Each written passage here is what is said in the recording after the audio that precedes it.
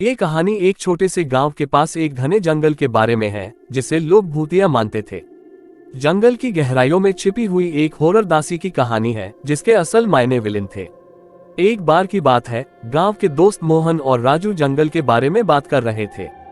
जंगल का नाम काली झाड़िया था, क्योंकि वह बहुत ही घना और डरावना था। लोग कहते थे कि रात को वहां अजीब अजीब आवाजें आती थीं और कुछ लोग तो ये भी कहते थे कि वहां रात को दिखाई देते हैं भूतों की छायाएं। मोहन बोला, राजू, वो सब तो केवल फैले अफवाहें हैं। हम एक रात जंगल में चलकर आते हैं और खुद ही देखते हैं कि वह सब कुछ सच है या नहीं। राजू थोड़ी चिंतित थे, लेकिन उन्होंने मोहन के साथ सहमति दी।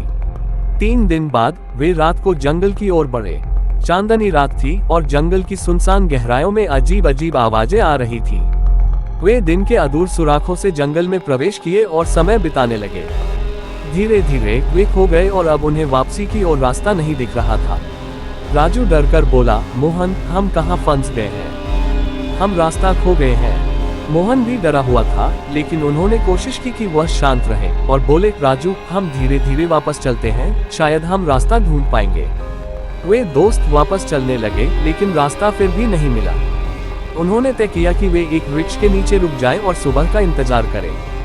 रात बिताने के बाद वे दोस्त अपनी आंखें बंद किए और कुछ देर बाद सो गए।